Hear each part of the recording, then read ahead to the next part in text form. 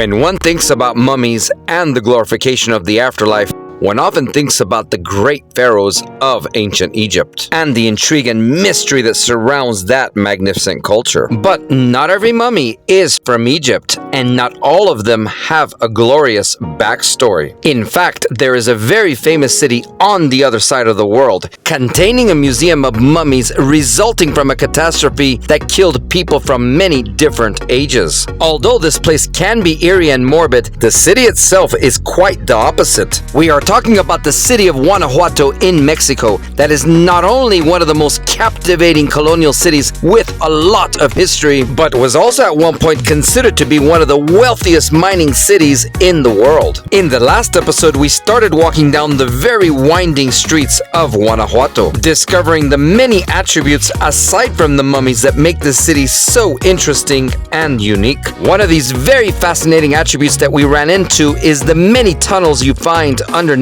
this city, which were initially constructed for drainage purposes and are now used for traffic control.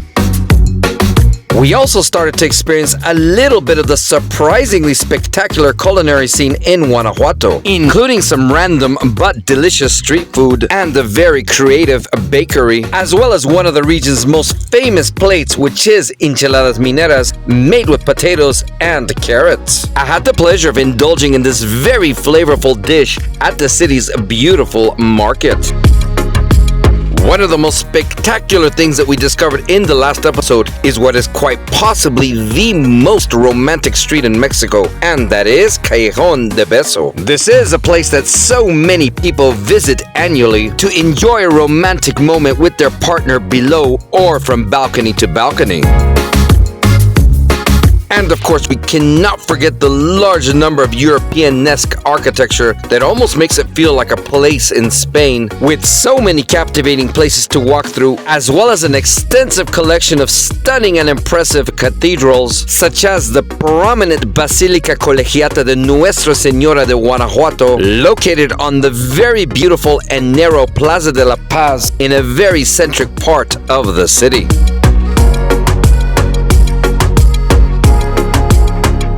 Another very dominant cathedral in Guanajuato is Templo de la Compañía de Jesús, Oratorio de San Felipe Neri, with its iconic dome that can be seen from far away. The architecture in this city is so beautiful that even many of the hotels here are quite captivating, like the Hotel Real de Minas where I stayed at.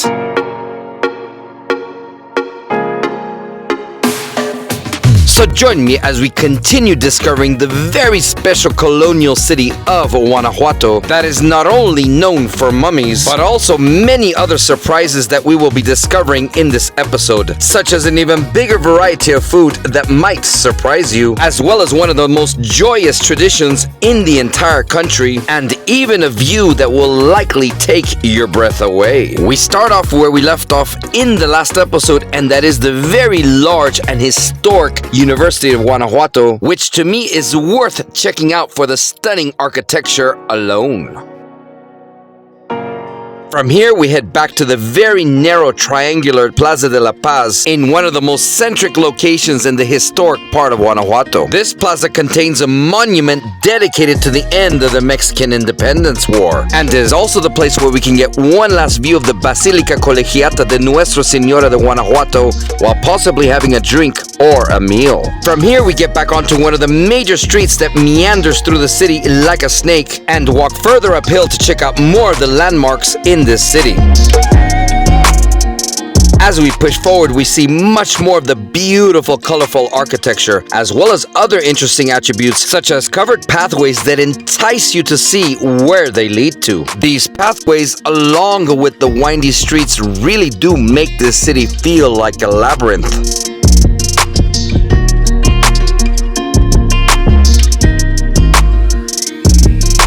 As I made it out to the other side of this very long covered pathway, I came across one of the many tunnels underneath Guanajuato that happened to serve as an exit out of the city. As we get back onto the main drag, we start to approach more of the many impressive landmarks in Guanajuato. And one of such landmarks is Templo de San Diego de Alcala. Located across the beautiful Hotel San Diego, this very sizable neo-Gothic structure was supposedly rebuilt by a rich miner minor after the original structure was destroyed by a massive flood that hit the area in the late 1700s. Needless to say, the Hotel San Diego next door has to have one of the best locations out of any hotel in the city, especially if you want to be in the middle of it all. On the other side of Templo San Diego, we find the very majestic Teatro Juarez, which is arguably one of the most iconic structures in Guanajuato and one of the best spots in town to take a picture. From what I understand, this over-the-top, eclectic-looking structure was completed in the early 1900s to celebrate the city's wealth and supposedly still hosts many events of different types. Not only does this theater look stunning in the daytime, but in my opinion looks even more beautiful at night when the building is lit up. Diagonally across Teatro Juarez, we come across one of the most beautiful parks in Guanajuato, and that is Jardín de la Unión, where I had the privilege to witness a group playing what seemed to be mariachi music.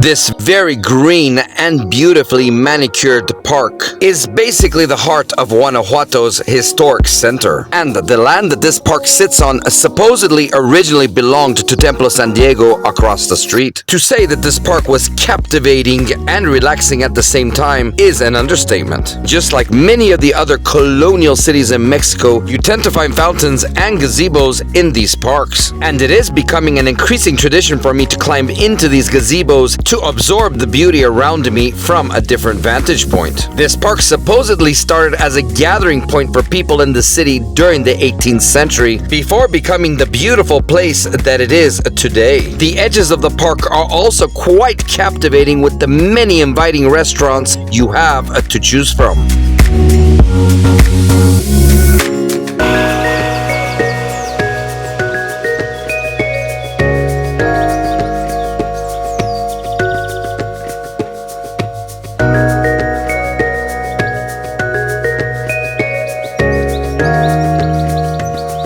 From one of the edges of the park, you can see Teatro Juarez, as well as a glimpse of one of the best viewpoints in Guanajuato that we will be experiencing shortly. As you can imagine, walking around in this town does tend to make you quite hungry. And this city does have a surprising variety of food, aside from the local dishes, in restaurants that are oftentimes located in picturesque shopping centers like this one. One of such varieties is Italian food, which is one of my favorite cuisines. The cool thing is, from my experience, Mexico does not have a shortage of amazing Italian restaurants. And to be honest, some of the best Italian food I have indulged in has been in this country. Guanajuato has so much beautiful architecture aside from the main landmarks that taking detours can land you in many beautiful places, especially buildings belonging to the university, being that this city has one of the largest universities in Mexico. You are also likely to run into more interesting snacks, like an ice cream bar made with matcha and coconut milk. Right behind the Juarez Theater, there is a funicular railway that takes you to what is quite possibly the best view in Guanajuato. And to access the entrance to this railway, we go through the alleyway on the side of Teatro Juarez. This viewpoint is a must-see when visiting Guanajuato, in my opinion at least, and it is also the site of one of the most famous landmarks in Mexico, as you're about to see. From what I understand, this railway opened in the early 2000s and is quite an affordable way to get to the top, with regular tickets costing 35 pesos at the time, which roughly translated to $2.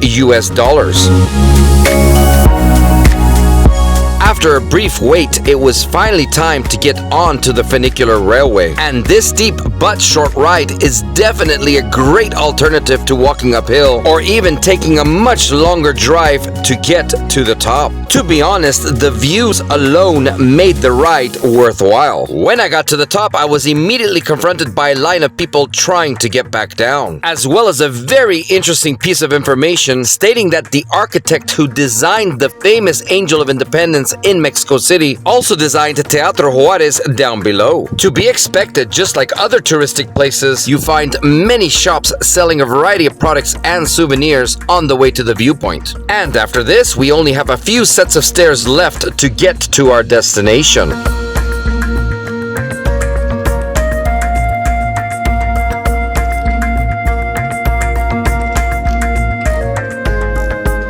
As we finally make it to the Viewpoint, we are almost immediately confronted by a massive landmark that has made this viewpoint famous, and that is El Pipila, which is a statue celebrating a hero of the Mexican Independence War by the name of Juan José de los Reyes Martínez Amaro. From what I understand, this historical figure was a local miner born in the late 1700s in the nearby city of San Miguel Allende, which is also a very beautiful city in the state of Guanajuato. The viewpoint itself is located on Cerro de San Miguel, where you can witness the majority of the historic center of Guanajuato in all of its glory. And honestly, this has to be one of the most breathtaking views of any city in this country.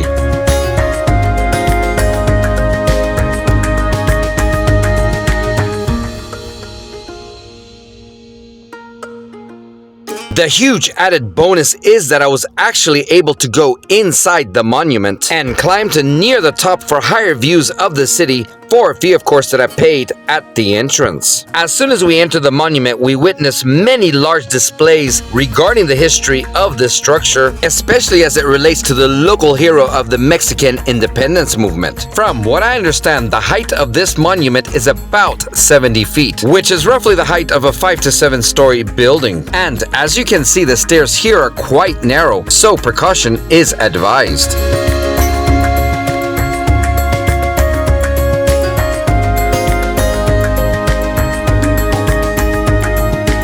When I got to the top of the staircase, I had to climb an actual ladder to get to the observation deck. When I finally made it to the top, I entered an area enclosed by glass where I enjoyed views of the city from a higher up position, as well as a more close-up view of this impressive monument.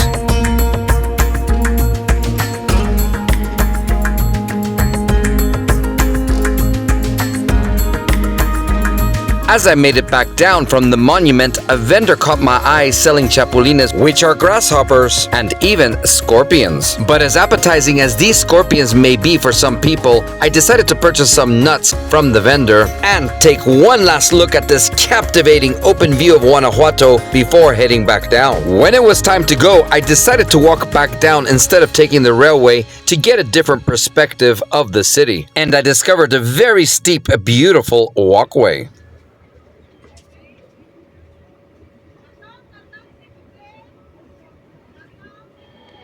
Not only was this path very steep in some parts, but it is also one of the most artistic walkways I have been on in Mexico. The cultural art here seemed to convey messages and stories, some of which looked quite disturbing. I can only assume that this is because of mistreatment that may have happened to the many people working in the mines. To be expected, a lot of the art also celebrated the nature around the city, as well as the culture of the native people. But as distracting as this art was, I needed to make it down to the bottom.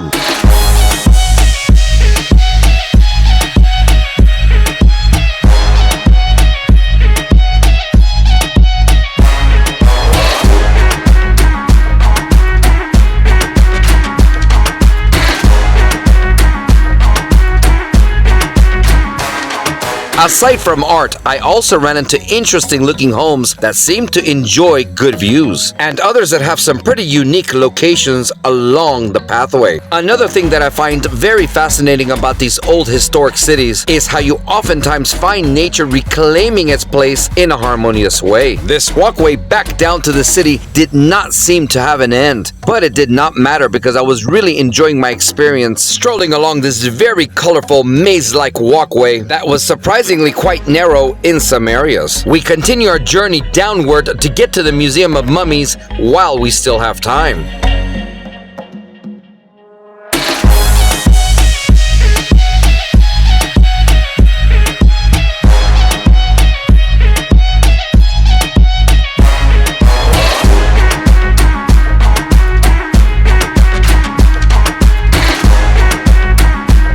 After about 20 to 30 minutes of walking, I finally reached the bottom. And before heading over to the Museum of Mummies, I discovered a very peculiar business, which was what seemed to be a fast food restaurant made to look like a bathroom.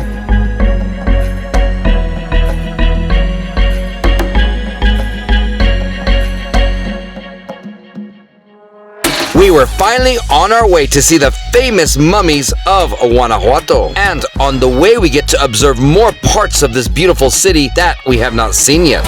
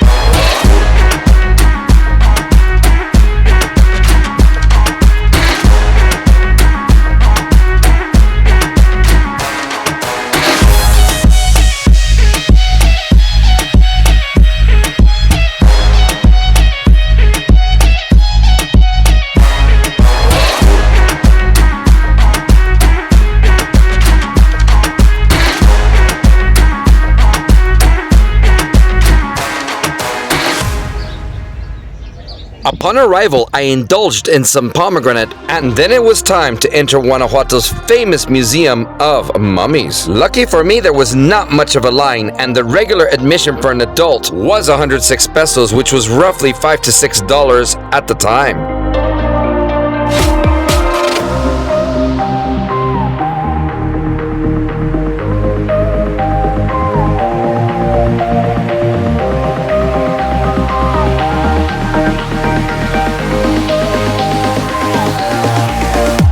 As we enter the museum, we're confronted by many interesting and eerie sayings about life and death. From what I understand, these mummies are a result of a cholera pandemic that hit Guanajuato in the 1800s. And because of the high elevation, the dry weather, as well as the minerals in the soil, the bodies of many victims of this outbreak were preserved in the state that you see here. Story has it that these bodies were exhumed because of unpaid burial taxes, which was all too common because of the number of people that perished during this time, resulting in very few or no family members left to even pay these taxes. Because of relaxation of muscles after death, many of the mummies here have an open mouth and are oftentimes called the screaming mummies. From what I read, one of the first mummies to be exhumed was Remigio Leroy, a French native who immigrated to Mexico to practice as a doctor. Story has it that a few years after his death, his body was exhumed because he had no family members to pay the burial tax.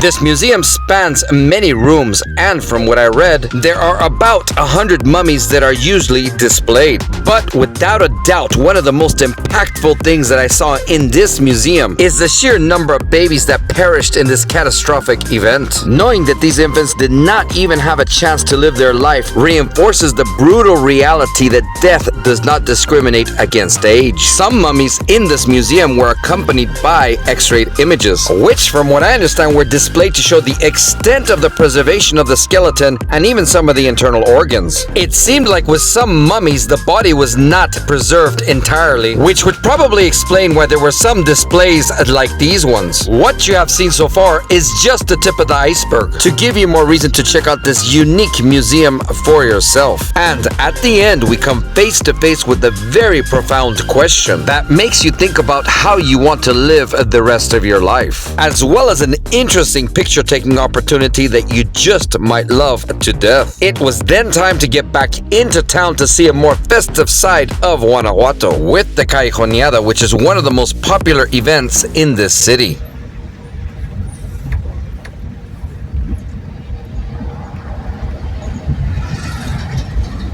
As we go back into town to catch the famous Callejoneada, we take a different route and we are once again witness to the charm of Guanajuato, especially as it relates to the many beautifully constructed historical bridges and tunnels.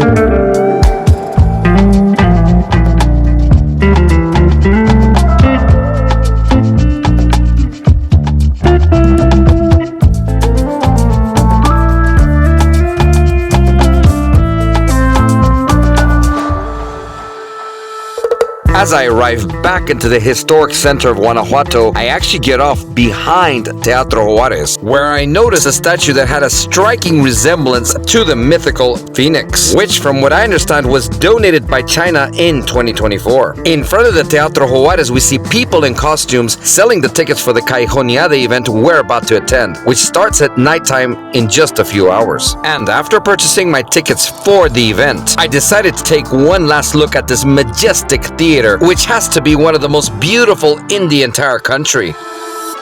Being that I still had some time left till the event, and being that I was quite hungry at this point, I started looking for somewhere to have a bite to eat. As I was walking around, I also happened to bump into a talented artist performing on the street.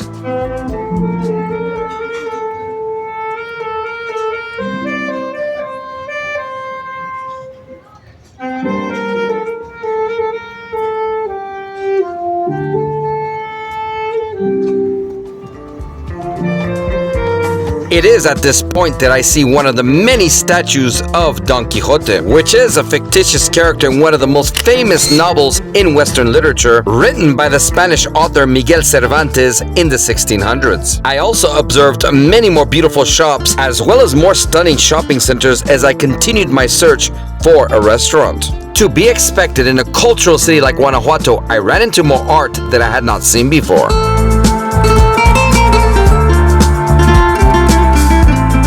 After looking around for a little bit, I was able to find a place serving Vietnamese and Thai food, showing you the surprising diversity of cuisines in this small city. I ordered a soup and, of course, the very famous pad thai, which is one of the most popular Thai dishes in a very beautiful and colorful presentation. After this delicious meal, it was time to move on to the Callejoneada, and we start in front of Templo de San Diego de Alcalá with basic introductions and some music before walking through the streets of Guanajuato. Y vamos a comenzar esta Callejoneada. Les pregunto, ¿sí me escuchan?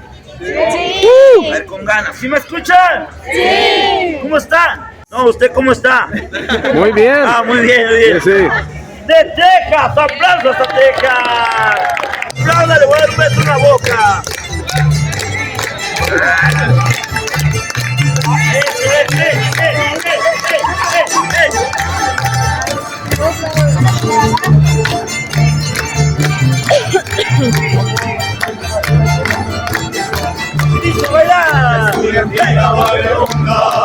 Cantando alegre bajo de un balcón, cantando siempre a la música, la estudiantina llena de emoción. Es muy alegre estudiantina, es muy alegre su cantar, cantando al ritmo de los panderos. Dice,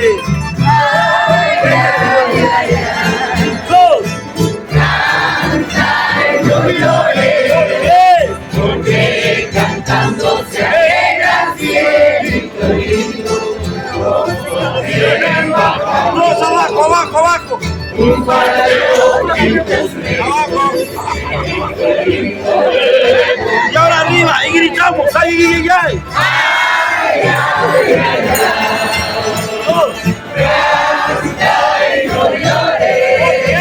From the get-go, this event was very joyous, energetic, with some humor for added flavor. After the brief introductions and singing a few songs together, we start making it through the streets of Guanajuato and get a different perspective of the city at nighttime.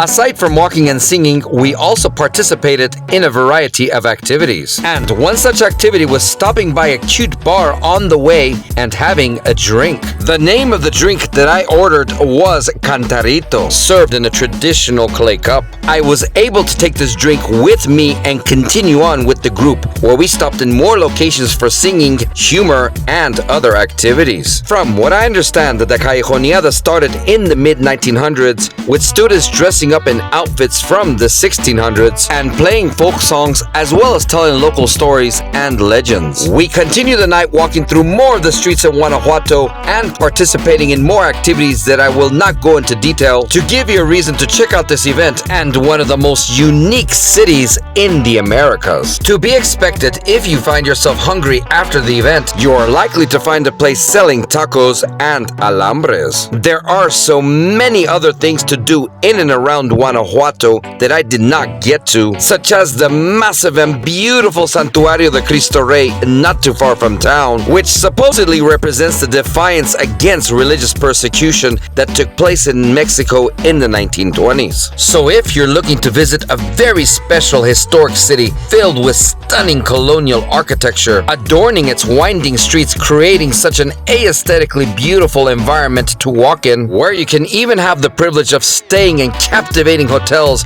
that take you back in time, a place where you can find delicious food even in its awe-inspiring public market, or a place where you have the opportunity to indulge in a drink while discovering one of the most beautiful universities you have ever seen, a place where you can actually ride a funicular train to one of the most jaw-dropping views of any colonial city, or a place that on top of all of this can give you some of the most unique experiences, such as witnessing and going through a massive network of historic tunnels that go under the city and even through homes, as well as the other obvious thing that distinguishes this place from many other cities globally, which is the Museum of Mummies we just witnessed. And if aside from all of this you are looking for a city with many surprises, such as an abundant variety of random snacks that you may find as you're walking around the city, and even numerous very talented and proud performers,